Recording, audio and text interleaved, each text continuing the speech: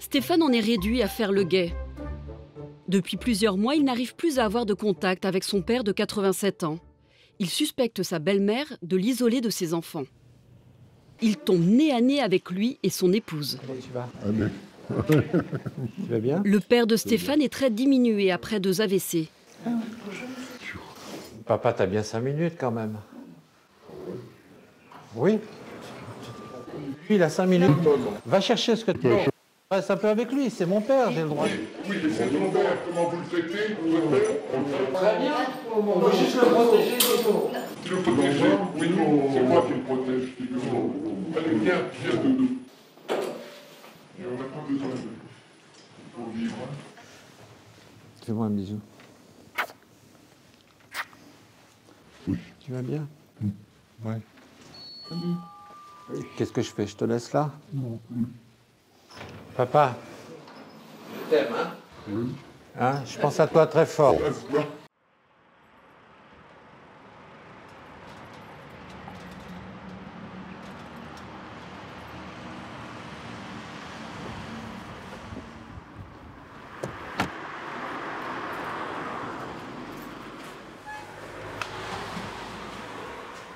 Donc là, on voit que le papier s'est beaucoup abîmé depuis 2011, avec des infiltrations, de l'eau, l'humidité.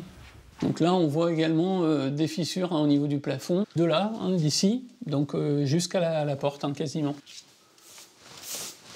En Normandie, depuis la mort de ses parents il y a 7 ans, la maison d'enfance de Marc se dégrade. Pas gagné. La bâtisse est au cœur d'un conflit qui oppose 10 frères et sœurs. Une succession houleuse aux accents de croisade pour Marc. Depuis 2011, je suis le seul à venir entretenir le terrain. C'est la guerre, là, avec vos frères et sœurs? Ah oui, on peut dire que c'est la guerre. Bon, là, on va y aller parce qu'il faut qu'on se dépêche, parce que ma sœur risque d'arriver et j'ai absolument pas envie, de la croiser. Donc là, il faut vraiment qu'on y aille. Donc on va ranger. J'ai pas envie de lui parler, étant donné que pour moi, c'est quelqu'un qui bloque la succession. C'est l'histoire classique d'une guerre fratricide autour d'un héritage devenu un fardeau. Des familles se déchirent pour une maison, un bout de terre ou parfois un trésor. Derrière l'argent se cachent des secrets, des histoires intimes. Certains sont prêts à tout pour récupérer leur part. Elle vit dans une grande précarité, pourtant elle est une héritière du vignoble bordelais. En conflit avec sa demi-sœur, Josiane dit ne pas avoir touché un centime. C'est un patrimoine qui représente au minimum 10 millions d'euros. C'est l'estimation la plus basse et pas du tout réaliste. C'est l'histoire de Daniel, un fils mal aimé par son père dont il s'estime déshérité au profit de ses frères.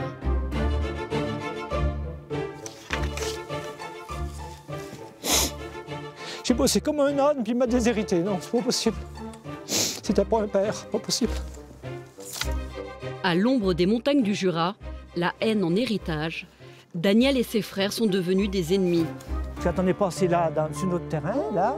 Ils sont sortis. Il est sorti comme un fou. Les querelles d'héritage commencent même parfois avant le décès des parents. 3 frères et sœurs s'inquiètent pour le patrimoine de leur père, selon eux, sous l'influence de sa dernière épouse. Moi, ce que je crains personnellement, c'est peut-être qu'il soit totalement manipulé. Voilà. Manipulé dans un but très simple, c'est-à-dire s'accaparer une partie du patrimoine de notre père. Qui a tort? Qui a raison?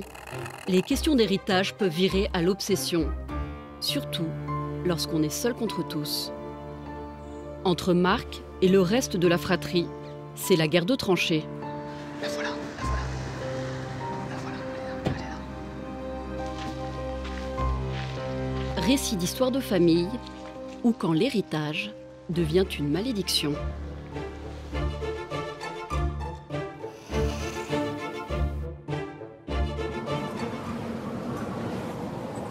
Dans les montagnes du Jura, des frères voisins vivent un huis clos sur fond de guerre d'héritage. On s'observe, on s'épie, on se toise dans la famille de Daniel.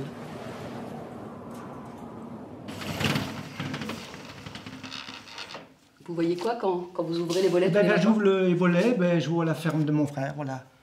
Donc c'est difficile de ne pas penser à... Oui, de toute façon, c'est systématique, j'ouvre les volets, je vois ce qui se passe sous mes yeux, quoi, voilà.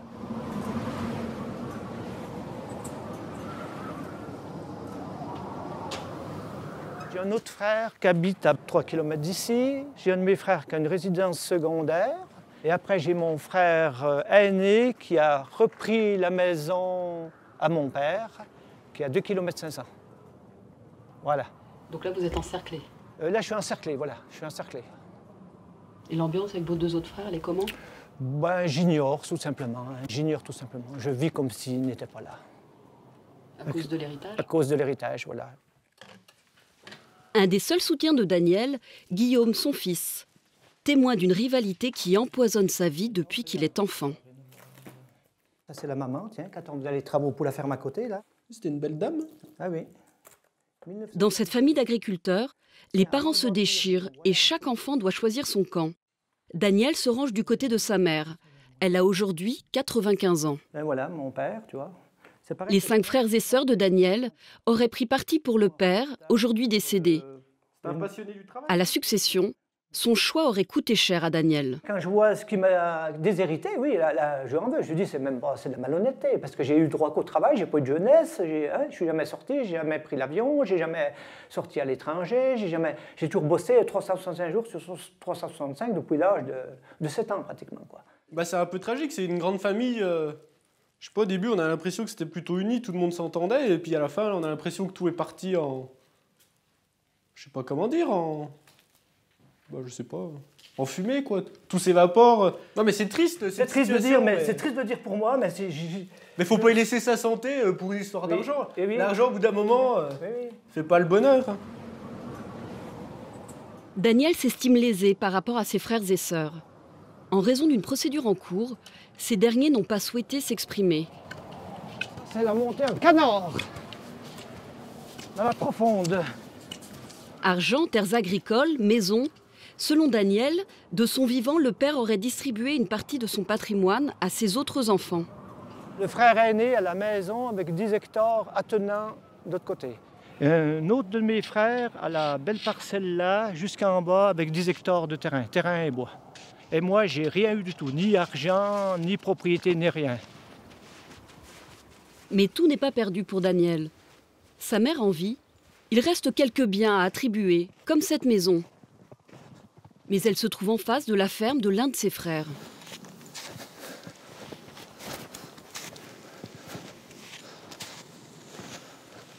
Il suffit qu'ils m'aient vu, m'ont accusé, ils vont déposer plainte parce que je vais approcher de la maison. Hein. Non, je n'ose pas approcher. Hein. Non, je ne prends pas de risque. Hein. Non, je les connais trop. Hein.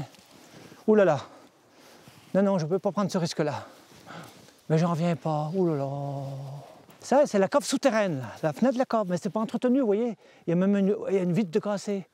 Regardez, il y a une gouttière, ça abîme tout le bord du toit. Pour ça que la succession, il faut qu'elle aille très vite, quoi, parce que tout se dégrade à une vitesse. J'en reviens pas, ça me fait de la peine, vous voyez. Ça me fait vraiment de la peine.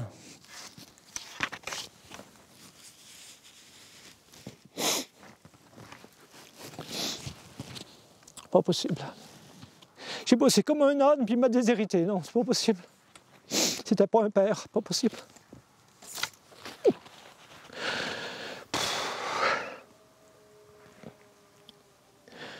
Mon Dieu.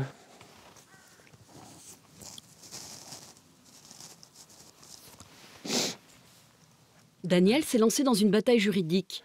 Dans les mois à venir, il va tout faire pour que soit reconnu ce qu'il considère être une grande injustice. Et il va recevoir un soutien inespéré.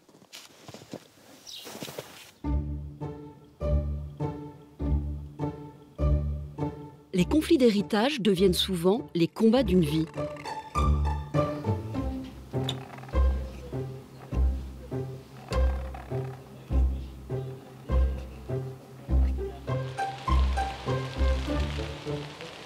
Dans cette modeste maison de Soulac-sur-Mer, en Gironde, Josiane, 72 ans, vit au milieu de ses dossiers de succession.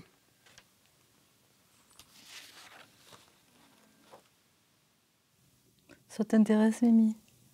Je pense que oui. Tu connais tout par cœur.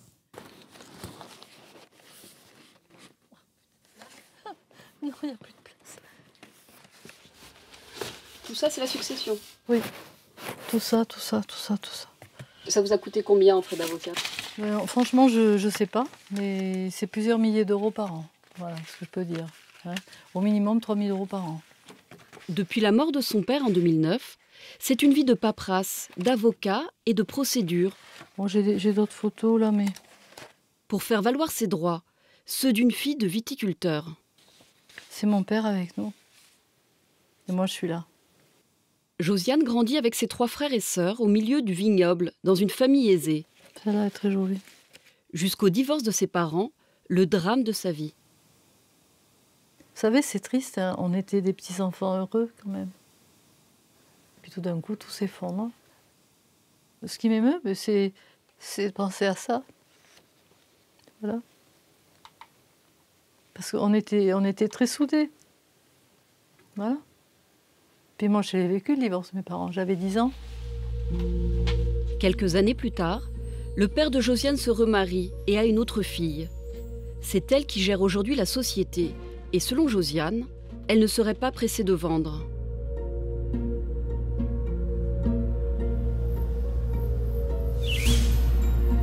Josiane a grandi ici, sur les terres de Saint-Émilion, dans le Bordelais, où chaque pied de vigne vaut de l'or.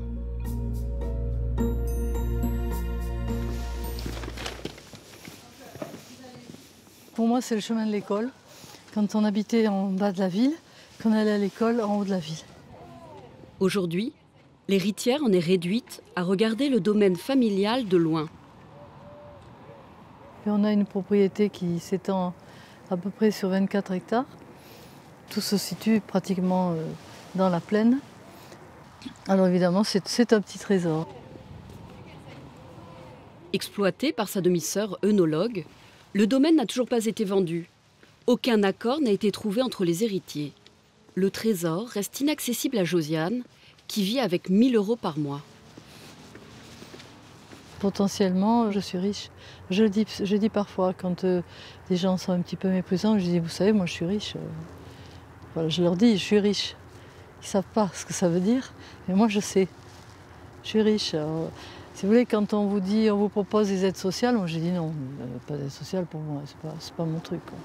J'en veux pas, je ne suis pas habituée à ça. C'est pas ma culture. Et puis on sait très bien qu'un jour ou l'autre, j'espère le plus tôt possible, on va pouvoir réaliser tout ça.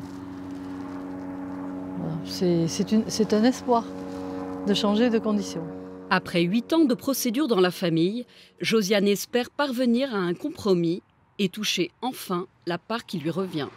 En attendant, elle est décidée à se rendre prochainement dans sa maison familiale, n'en déplaise à certains.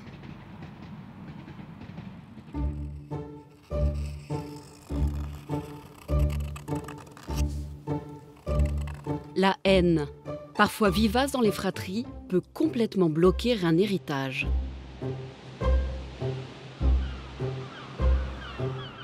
À Dieppe, où il est travailleur social, Marc vit seul.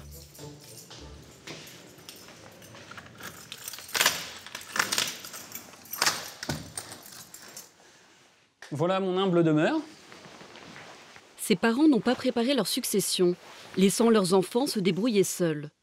Mais à leur décès, la vie de la fratrie a viré au cauchemar. Donc alors voilà, ça c'est une photo de mes parents, lors de leurs 50 ans de mariage en fait.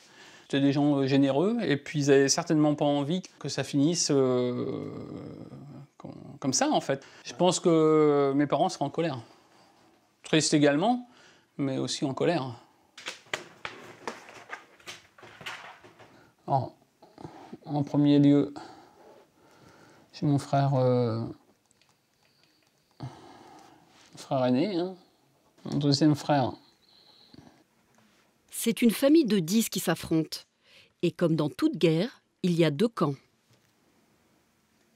Donc dans le clan 1, on peut faire ça, on peut faire ça, on peut faire ça, on peut faire ça. Le clan 2, où, voilà, et C'est le gros bazar quand même. Le problème de cette succession, c'est qu'on a un gros désaccord sur les prix de vente au niveau des terrains et puis au niveau de la maison. Ils veulent vendre plus cher, moins cher que vous? Ben en fait, j'ai l'impression que ça veut, qu'ils veulent brader les biens. De son côté, le clan ennemi reproche à Marc de bloquer les ventes. Assignation devant le tribunal de grande instance de Dieppe. Donc là... 6 d'entre eux l'ont même assigné en justice. Là, et là. Marc veut tirer un maximum de cette succession, au risque de se brouiller avec les autres, car cela ralentirait tout. Dans l'héritage, il y a la maison ainsi que 2 terrains, dont cette parcelle agricole, un des objets du litige. Donc, là, on a bien la borne. On va avancer pour voir si on trouve la deuxième borne. Marc a eu vent d'une information. Il est persuadé que ce terrain vaut de l'or, mais pas ses frères et sœurs. Le fait que ça pourrait devenir une zone d'activité, évidemment, ça donnerait de la valeur au terrain. Et le terrain agricole, aujourd'hui, il nous est proposé à 1 € le mètre carré. On est entre 5 et 10 € le mètre carré, certainement sur de la zone d'activité, à peu près. Moi, ce que j'espère, c'est de pouvoir en tirer un maximum au niveau de la succession, ça c'est certain.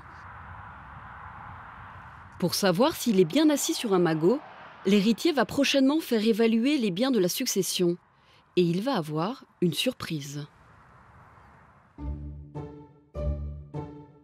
Les histoires de succession commencent parfois des années avant le décès des parents. C'est ce que l'on appelle une captation d'héritage.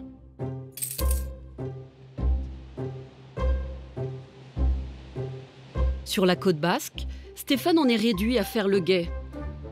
Depuis plusieurs mois, il n'arrive plus à avoir de contact avec son père de 87 ans. Il suspecte sa belle-mère de l'isoler de ses enfants. Donc là, il y a une voiture qui sort, mais... Ah non, c'est pas lié à lui. Pour l'instant, c'est calme. Espérons qu'il sorte. J'espère la sortie de mon père avec ma belle-mère pour le voir et pour l'embrasser, si je peux, entre la distance qu'il y a entre son appartement et le restaurant.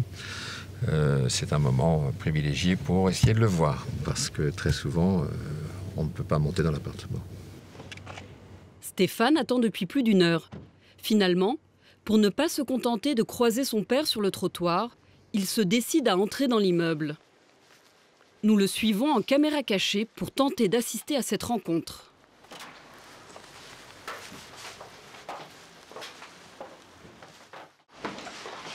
Stéphane, qui n'a pas vu son père depuis des mois, espère pouvoir lui parler. Il tombe nez à nez avec lui et son épouse. Comment tu vas? Tu vas bien? Le père de Stéphane est très diminué après 2 AVC. Papa, t'as bien 5 minutes quand même. Oui? Lui, il a 5 minutes. Va chercher ce que tu veux. Reste un peu avec lui, c'est mon père, j'ai le droit. Oui, mais c'est ton père, comment vous le traitez, votre père? Très bien, on veut juste le protéger, c'est tout. Tu le protèges? Oui, c'est moi qui le protège, figure-toi. Allez, viens de... Et on n'a pas besoin de... pour vivre. Fais-moi un bisou. Oui. Tu vas bien? Ouais. Qu'est-ce que je fais? Je te laisse là? Non. Papa, je t'aime, hein? Oui. Hein? Je pense à toi très fort. Nous avons contacté la belle-mère de Stéphane, qui ne souhaite pas participer au reportage et affirme au contraire protéger son mari. Sous le coup de l'émotion, Stéphane appelle son frère. Oui, Antoine, Stéphane. Et je suis tombé nez à nez avec eux. J'ai la preuve qu'elle lui fait du chantage, puisqu'elle lui dit à un moment donné, de toute façon, c'est tes enfants ou c'est moi, je te laisse. Stéphane est décidé à agir. Quelques jours plus tard, il retrouve son frère et sa sœur à Bordeaux, chez leur mère. Ça met champagne. Stéphane, Antoine et Véronique estiment que leur père est victime d'un abus de faiblesse de la part de leur belle-mère. Comme il est totalement fragilisé après ses 2 AVC et qu'il est totalement en fait sous l'emprise de cette femme, sa nouvelle épouse, il ne sait plus du tout ce qu'il fait. Habituellement, on était souvent ensemble, on avait des très belles périodes de bonheur. Et là, aujourd'hui, tout a explosé, quoi. Mais pour les enfants, c'est un bouleversement, quoi. C'est dur, dur, dur de voir les enfants comme ça, c'est dur. Ça, c'est le premier bateau de papa. Ouais, un Aquila. Le 8,70 m, ouais. Des bateaux, des résidences secondaires, des chevaux. Papa, ça c'est à Courchevel, ça. Leur père, un ancien notaire parisien, est un homme riche. Il y avait un appartement là-bas. En 2009, il se remarie sous le régime de la séparation de biens. Et pourtant... Elle signe tous les chèques, elle a procuration sur les comptes. Ça, je ne sais pas si vous le savez. Ouais, elle a procuration sur tous les comptes. Bien sûr, Papa ne fait strictement rien. Donc elle prend tout ce qu'elle veut. Elle fait tous les virements qu'elle veut. D'accord. Oui, chaque mois, c'est des sommes qui peuvent être importantes. Ouais. Les mots qui me viennent à l'esprit, en fait, je considère qu'il s'agit d'une captation en fait, de patrimoine et indirectement, vis-à-vis de nous, d'une captation d'héritage. Mais de toute manière, on ne peut pas laisser faire les choses comme ça, c'est pas possible. Donc, bon, il faut absolument agir. On a déjà perdu trop de temps. Bon, maman, Bon, allez. Bon, allez, on va essayer de... Allez, hop. À vous, Ouais, on va se détendre un peu. Maman. La fratrie va chercher des preuves pour savoir si la nouvelle épouse s'accapare le patrimoine de leur père.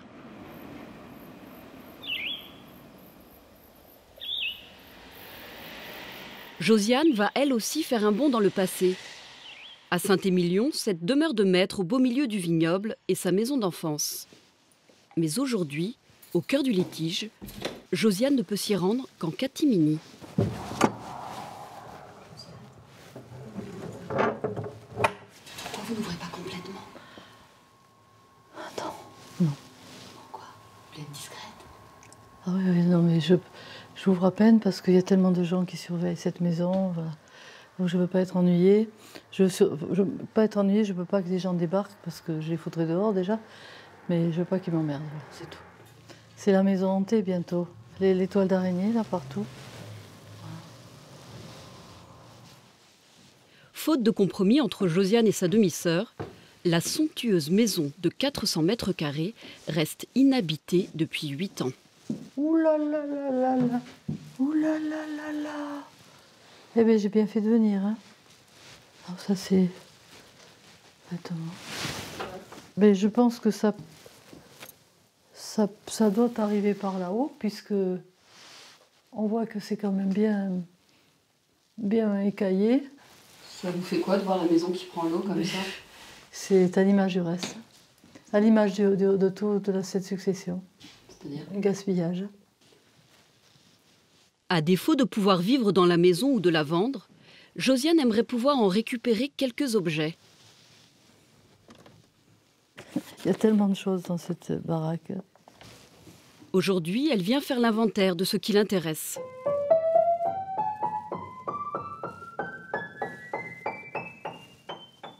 Ce tableau représente la maison telle que je l'ai connue quand j'y habitais. Franchement, j'aimerais la voir. Il est très demandé, notamment par des neveux ou nièces probablement, qui n'y ont jamais habité, mais voilà. Et moi, je ne suis pas d'accord pour leur laisser ma place. C'est moi qui hérite avant eux. J'ai eu l'idée de l'emporter. Peut-être un jour, je le ferai. Je ne m'interdirai pas de le faire. Je ne vois pas pourquoi je vais me gêner. Ici, à Saint-Émilion, tout le monde est intrigué par cette guerre d'héritage qui dure depuis des années. Et bien voilà. Votre voisin. Voilà, et je le saisis, je le connais, ce monsieur. Vous voyez, c'est rempli de nos meubles, là. C'est à nous, tous les meubles. Oui, je sais. On n'a pas le droit d'y toucher. Oui, oui. Mais je ne comprends pas, là, un peu. Oui, allez, je vais vous expliquer. J'ai entendu parler votre frère, là. J'ai discuté un peu avec lui. Qui c'est qui bloque tout ça? Ma demi-sœur. Mais votre demi-sœur, celle d'en bas qui est propriétaire en oui. bas, là? C'est dommage. C'est dommage de laisser tout ça se détruire, quoi. Ça n'apporte rien à personne, hein? voyez, moi, j'ai aucun mot à dire. Mais pourquoi ils font... Comment vous dites j'ai comme moi, vous? C'est à vous un peu ça quand même. Ben oui, vous voyez, c'est pour ça que je suis là. Vous n'allez pas m'envoyer gendarme. Ah, certainement pas. Il ne va pas m'envoyer gendarme. C'est une bonne chose, monsieur. Merci beaucoup. Bonne Au revoir. journée. Je me sens très confortée parce que je retrouve mon identité, je retrouve ma place. Voilà. Et je sais que je suis légitime. Josiane ne va pas se contenter des meubles. Elle veut vendre l'intégralité du patrimoine de son père pour récupérer sa part d'héritage. Elle a rendez-vous avec un expert foncier. Bonjour, monsieur Lefortier.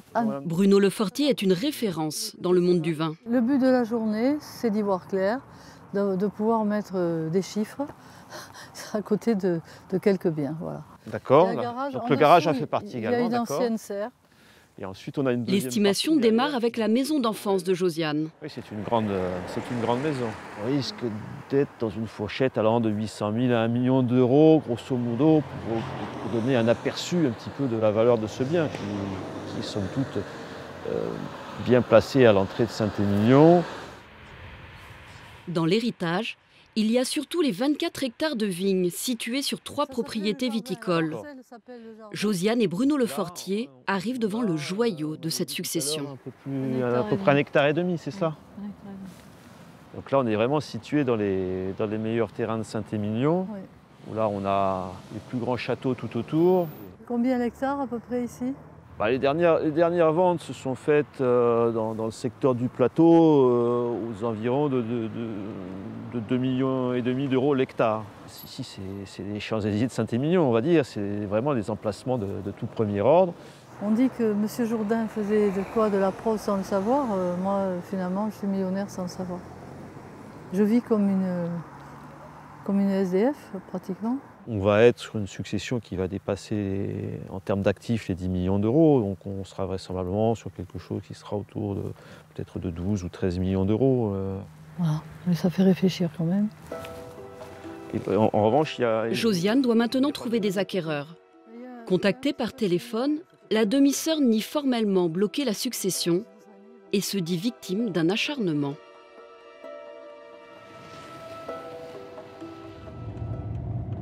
Daniel, qui s'estime déshérité par son père, cherche lui aussi des solutions pour la succession.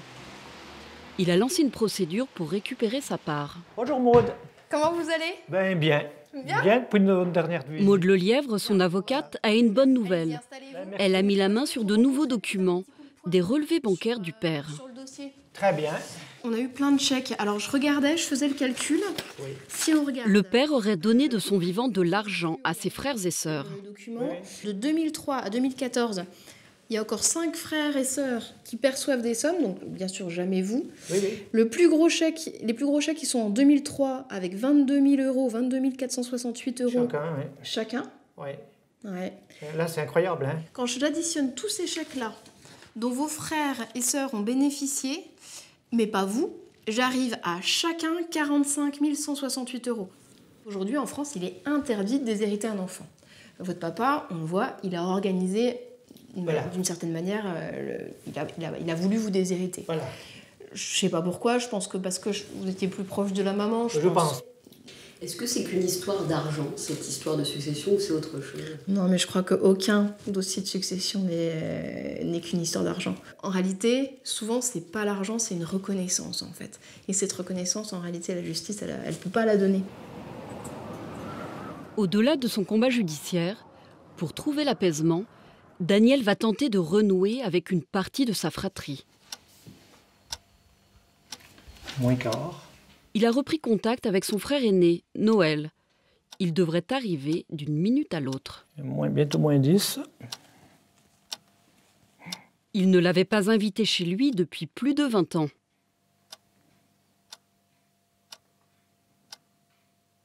Enfin, il avait dit 9h30, 10h, alors bon, il y a encore jusqu'à 10h, quoi. Ah, bonjour Noël. Salut Daniel. C'est bien d'être venu. Comment ça va alors? Ben, ça va, et toi? Puis maman. En renouant avec l'un de ses frères, Daniel cherche un allié et des aveux. Oui, un peu, je suis pas revenu là, tiens. Ah oui? La route du Vivier. Un petit café, et puis très vite, c'est l'heure des comptes. Il y en avait un là, 2 là, 3 là, 4 là. Puis c'est quelle année ça? 2001 2003. Ça commençait là les grosses sommes. Puis après chaque année, bien, bon, oui. il y avait 5 fois 4 000, 5 fois 6 000, enfin bref. Mais tu as été honnête quoi, parce que tu as dit, moi j'ai eu ma part dans tous les... En tout, ça faisait 240 000 euros. Bien sûr, peut-être. 240 000 euros, et vous faisiez 5 à avoir eu la partie. Et moi j'ai rien eu quoi. À l'époque, vous saviez que votre frère Daniel ne recevait rien? Peut-être pas. Je m'en doutais. Aujourd'hui, avec le recul. Ben, maintenant, c'est sûr que c'est gros, quoi. Mais on se disait que Daniel devait avoir du bois du côté de ma maman. Voilà, c'est ce qui m'avait été dit. Puis moi, c'était un grand ouf de voir qu'il reconnaît un peu cette inégalité que mon père a fait, quoi. Après 20 ans, 25 ans de souffrance, ça fait énormément plaisir. Est-ce que ça vous a fait mal au cœur pour Daniel, ces histoires d'héritage? Ben oui, tardivement, quoi. Tardivement, oui. Il a tout enlevé le fossé. Je sais pas. Du coup, Daniel et Noël se sont trouvés un ennemi commun, le frère d'en face. Il va 2 mètres sur la succession. Oui. Il a tout gratté devant, maintenant c'est un précipice devant, il gratte tout. Ah oui, là-bas, oui. Il a enlevé devant, il a arraché les bornes, oui, il vient tout près là. Il m'a fait des vacheries, là, des fois il m'a fait sécher des arbres. Mais bon, oui, je me méfie toujours, quoi. Pour ça j'ai toujours l'appareil photo. Bon, alors écoute, merci, et puis Noël. si je suis en panne en montant... Voilà Daniel et Noël rabibochés. Dans ces guerres d'héritage, au gré des événements, les alliances se font et se défont.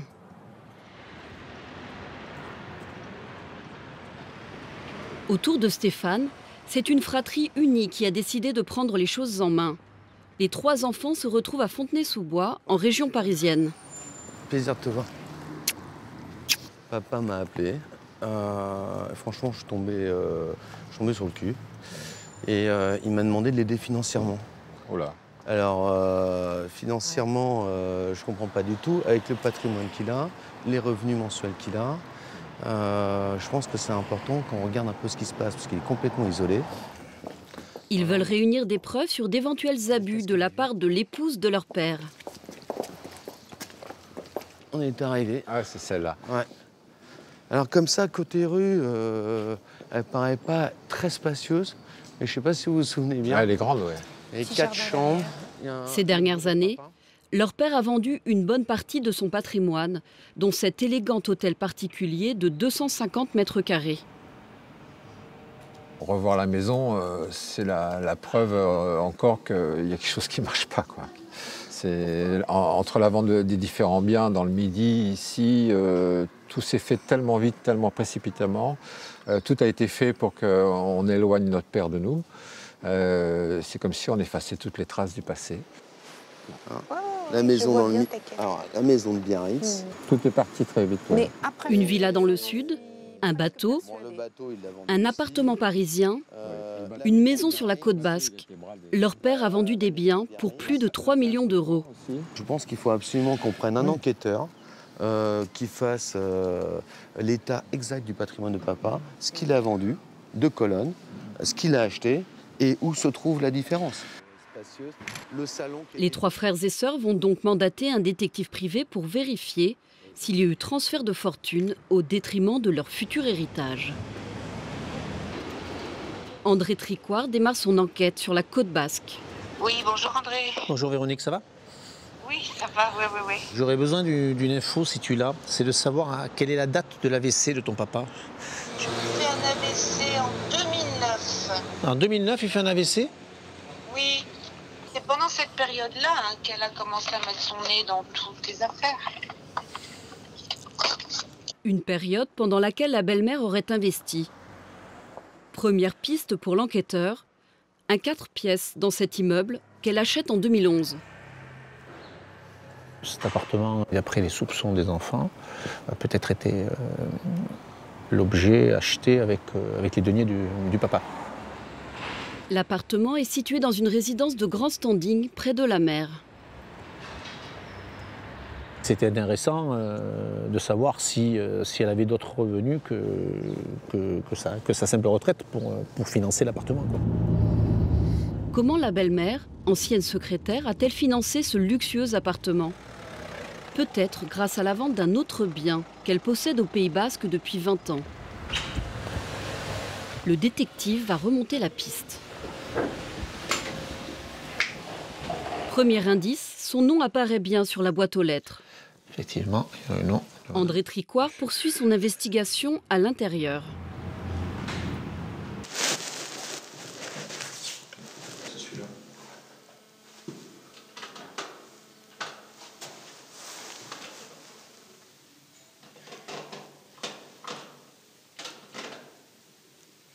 On n'entend même pas sonnette.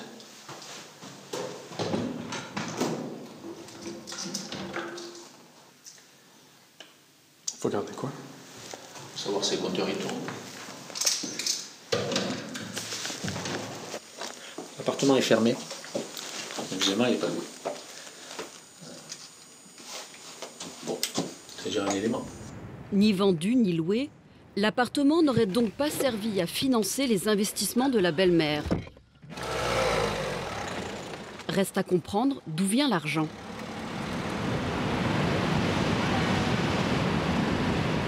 Quelques semaines plus tard, André Tricoire a découvert de nouveaux éléments. L'épouse est propriétaire d'un appartement rue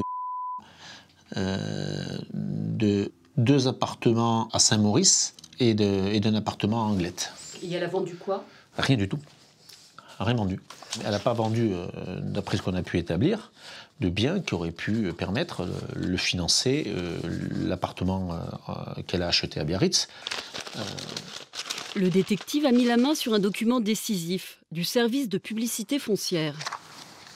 Elle a acheté l'appartement de Biarritz sans faire d'emprunt. Elle l'a acheté combien? Elle a acheté 625 000 €.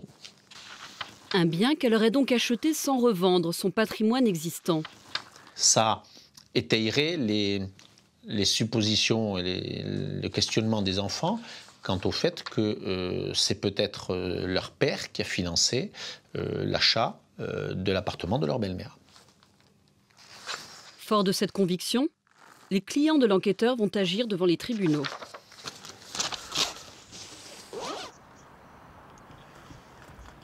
Entre Marc et ses nombreux frères et sœurs, on est bien loin de la trêve.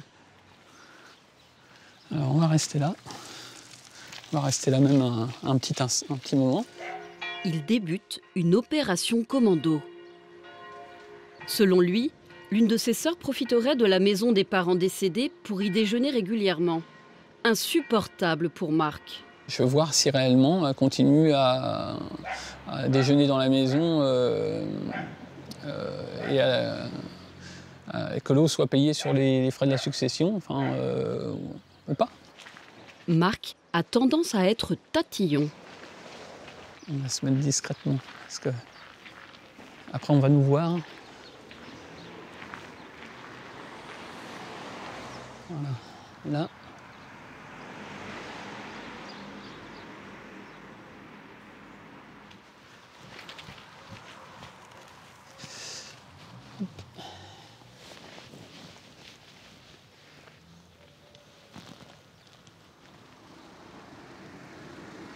La voilà, la voilà. La voilà, elle est là. La voilà.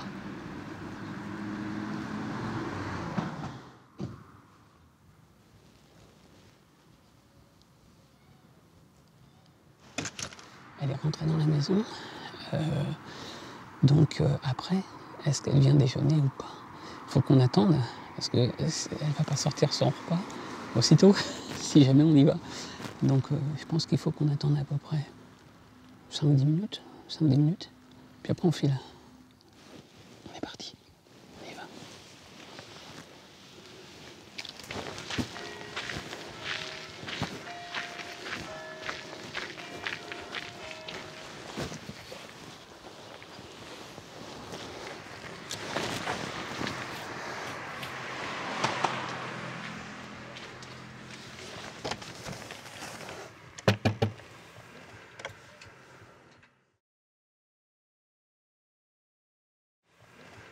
Marc veut prendre sa sœur en flagrant délit. Il la suspecte de déjeuner dans la maison aux frais de la fratrie. Oui, bonjour. Oui. Oui, c'est pourquoi? C'est pour... tu déjeunes toujours dans la maison, en fait? Oui, et quel est le problème? Je voulais en avoir le cœur net, voilà. Parce que c'est quand même depuis 2011, ça fait 6 ans que ça dure. Hein. Mais ce qui me dérange, c'est de payer l'eau et l'électricité, en fait, pour ton compte, voilà. Donc moi, je suis désolé, mais j'ai pas de payer l'eau et l'électricité. Mais tu ne payes pas pour l'instant? Bah si, c'est pris sur le compte de la succession. Mais quand on vendra, on régularisera, hein? Ah ben, je pense que c'est quand même à toi de payer tes factures. Oui, et l'eau, elle est fermée, je ne l'utilise pas. Bah l'eau et l'électricité, tu viens de faire le micro-ondes, je l'ai entendu là. Tu parles le micro-ondes? Bah oui, mais bon, ça fait 5 ans que ça dure, 6 ans que ça dure. Non. Moi j'ai demandé à ce que l'électricité soit fermée, parce que s'il y a un incendie, ça va être problématique. J'aimerais bien que tout soit vendu, voilà, pour être tranquille, voilà. Oui, bah, moi aussi. Ah ben moi aussi, oui, justement, c'est ce que je veux, voilà. Mais moi je viens pas tous les midis manger ici, voilà. Merci. Voilà. Plein flag.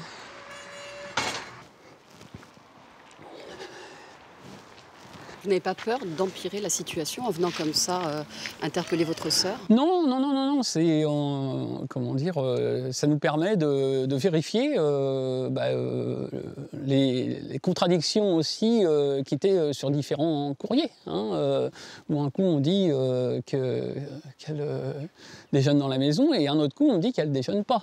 Voilà. Donc là on en a le cœur net. Après avoir cherché la confrontation, Marc va essayer de faire plier ses frères et sœurs sur la vente d'un terrain. Dans la tourmente, Josiane joue, elle, la carte de la solidarité.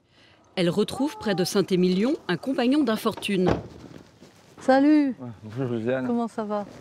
Jean-Louis et Josiane se soutiennent mutuellement depuis plusieurs années. Comme elle, il est un enfant du pays et il a vu son héritage, cette propriété viticole, lui échapper.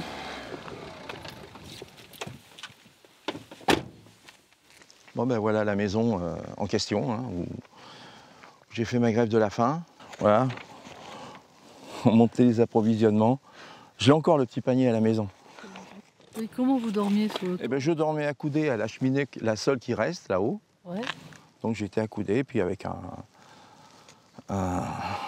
un sac de couchage très rudimentaire qui me tenait quand même chaud, mais qui s'ouvrait avec le vent. Jean-Louis fait une grève de la faim de 10 jours, après avoir été débouté par la justice de ses demandes sur la propriété. Mais je ne m'approchais pas trop souvent du bord. Et votre femme, elle devait être ravie de vous savoir là-haut. Cet enfant du divorce a passé ses premières années dans cette maison, pleine de souvenirs. C'est mes racines. On ne coupe pas les racines à un arbre.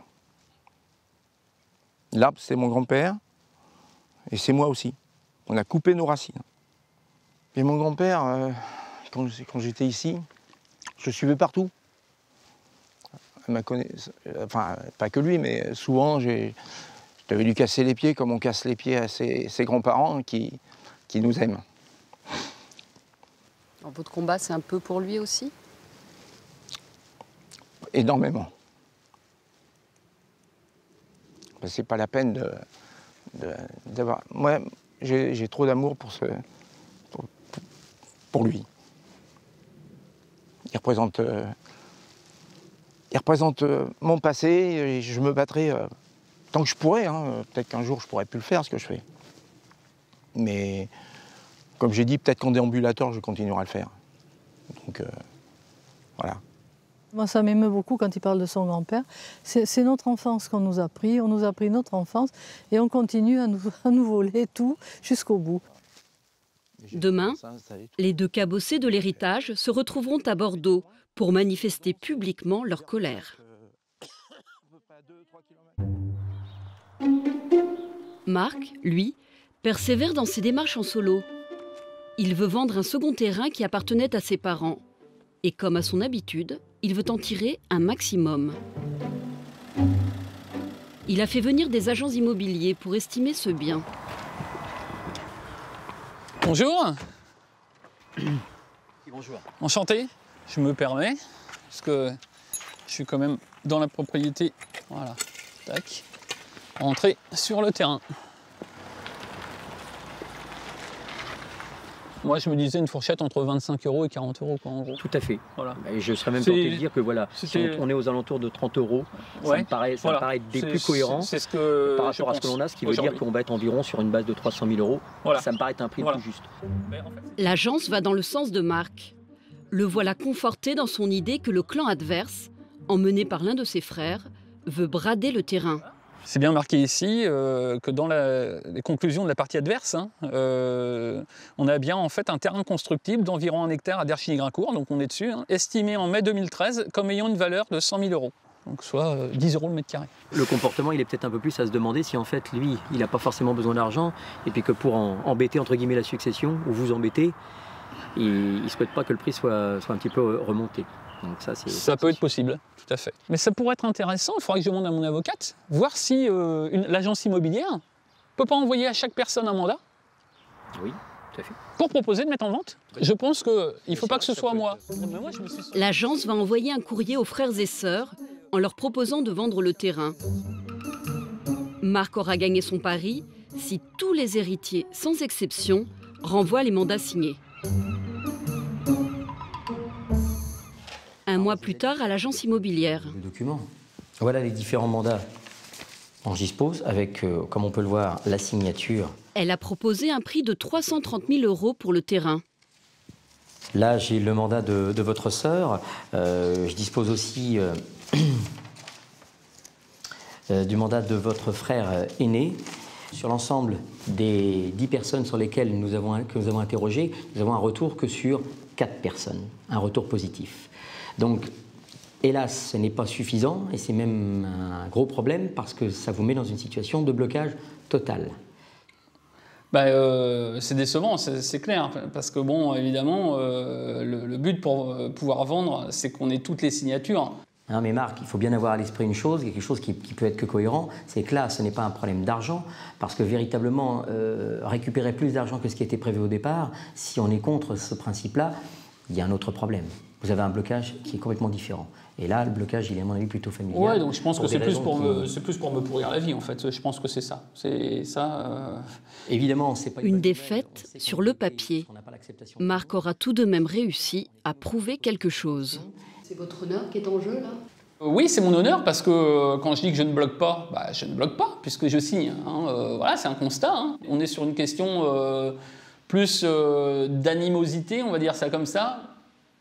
Et puis on va dire peut-être du règlement de compte aussi, je pense que c'est ça, on est plus sur de l'attaque personnelle. Il faudrait peut-être que vous parliez, non, tous. Oh, ça me paraît difficile parce que on peut parler qu'avec des gens qui entendent, qui veulent comprendre. Marc, bonne journée, bon courage Merci. Pour la suite, je pense que vous allez en avoir besoin. Très bien, je vous souhaite une bonne fin. Dans cette succession, donc, pas de compromis. Les tribunaux devront trancher et cela peut encore prendre des années.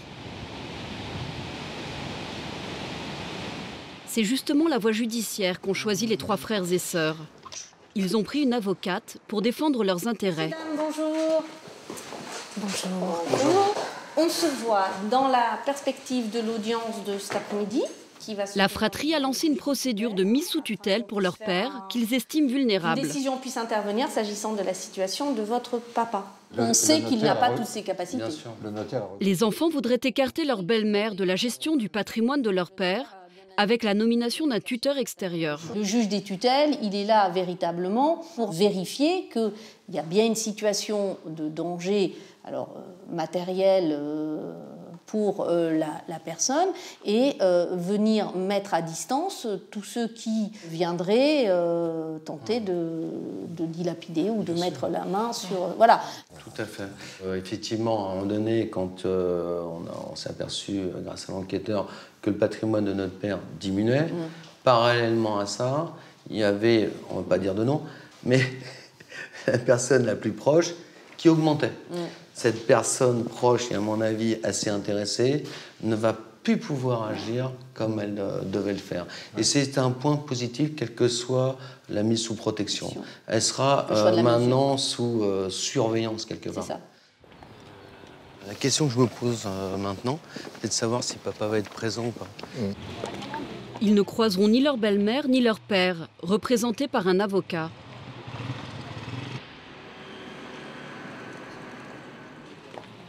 Une heure plus tard, c'est la douche froide. Vous voulez avoir nos impressions ? Il faut être costaud, parce que ce qu'on a entendu, c'est carrément horrible. Dire que nous n'allions pas voir notre père pour ses anniversaires, pour tout ça, alors que l'accès était impossible, que nous ne l'appelions pas. Enfin, Là, non, vraiment, mais c'est tout ce qu'on a entendu, c'est aberrant. Je suis incroyable. sidérée. En fait, c'est pas du droit. Ce sont des faits, des déclarations sans vérification. On peut mentir, on peut dire tout ce qu'on veut. Donc je suis très méfiant et assez sceptique même sur l'issue de cette décision. L'attente va être un peu longue. Mais je suis pas Leur père sera finalement placé sous curatelle simple, une mesure de protection légère. Il sera donc à l'avenir accompagné par une tierce personne pour les actes concernant son patrimoine.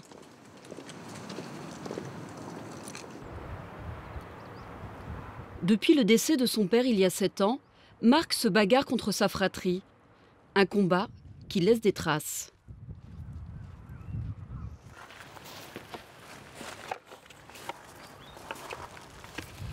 Moi, ce que je ressens aujourd'hui devant la tombe de mes parents, c'est de la tristesse, c'est de la compassion aussi pour eux, quoi. C'est un énorme gâchis,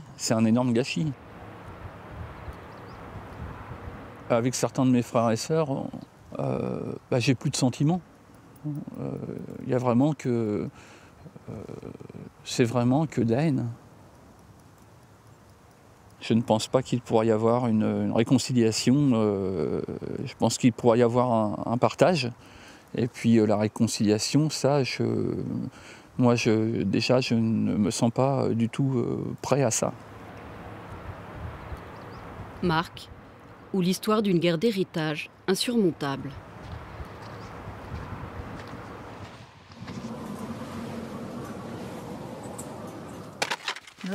En revanche, Daniel et son frère Noël consolident leur réconciliation. Daniel veut montrer à son aîné la maison de leurs parents qui tombe en ruine. Pour y accéder, il passe devant la ferme de leur frère ennemi. Et Noël, t'oses marcher sur eux? Comment? T'oses marcher sur eux? Ah ouais, moi j'y pense à ça. Là, à 3 mètres, c'est la parcelle de la ferme. Il faut mieux pas marcher. Il vaut mieux éviter, oui, parce que... Ah non, mais moi je suis très prudent. Okay. Daniel n'a pas tort. Leur présence ne plaît pas aux frères d'en face, qui y voient sans doute une provocation.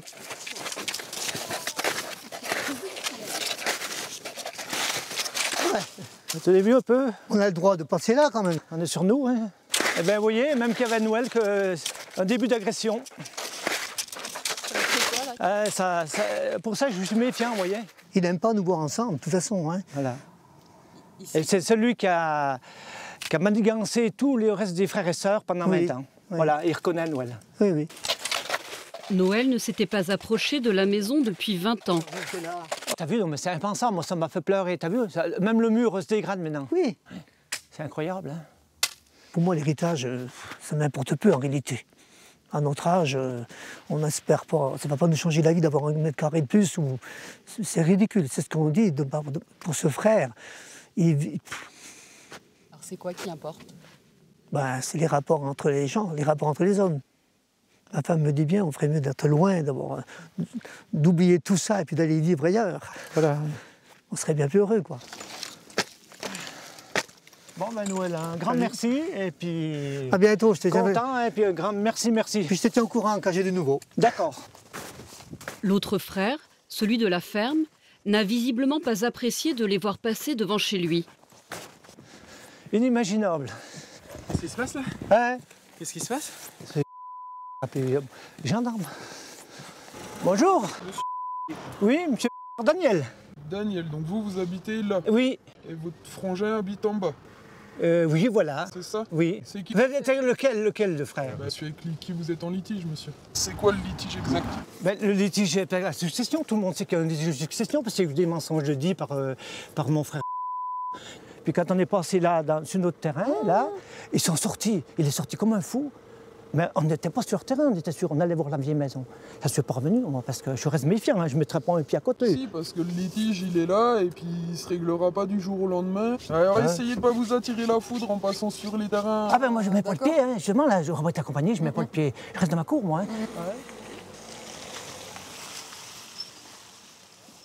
Le feuilleton entre Daniel et le clan de la ferme semble sans fin. Ah, voilà, attention. Oh là là, elle part vite, hein, attention, elle est nerveuse. Hein. Oh là là. Dans la camionnette, la belle-sœur de Daniel. Elle est nerveuse. Hein. C'est une drôle d'ambiance. Hein. C'est une drôle d'ambiance, oui, je vois. Enfin, c'est vrai que je ne suis pas souvent là, moi. Mais là, aujourd'hui, c'est oh là là, il faut se tenir à carreau, là, vous voyez. Il y a du gaz dans l'air, là. Hein. Je ne pouvais pas imaginer que c'était encore à ce point-là, vous voyez. Mais bon, je pense que la vérité dérange. Hein, c'est surtout ça. Hein. Ils ont été nourris par le mensonge, et là, aujourd'hui, la vérité les dérange beaucoup. Mais la vérité, qui la détient? Daniel? Ses frères? Dans tous les cas, dans les montagnes du Jura, la haine n'est pas prête de s'éteindre. Au petit matin à Bordeaux, Jean-Louis, l'ami de Josiane, va entamer une marche de la colère avec un drôle d'engin.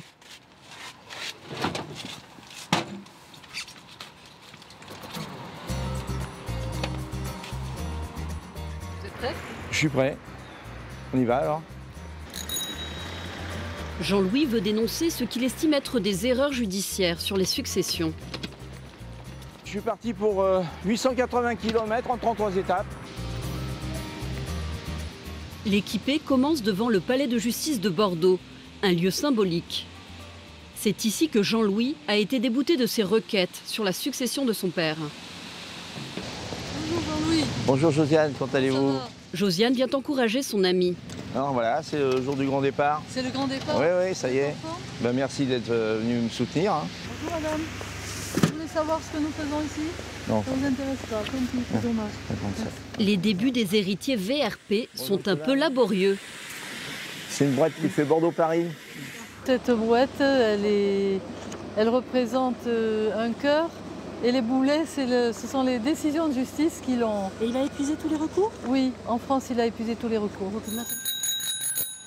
C'est parti. Aucun magistrat ne s'est intéressé aux héritiers et à leurs brouettes. Mais la marche a d'autres vertus. C'est tout à fait une thérapie et ça m'est devenu presque nécessaire. Il faut absolument que je fasse quelque chose pour évacuer toute cette colère. C'est mieux que des médicaments. Non, c'est bon. Ça passe, ça passe. Merci. Non, on va traverser.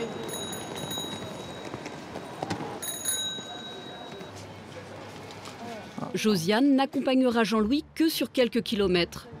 Contrairement à lui, elle a encore des atouts en main. Oui, à peu près. Ça marche de l'espoir, je pense. Voilà, je pense qu'il y a un espoir de se faire entendre. Je continue le combat jusqu'au bout.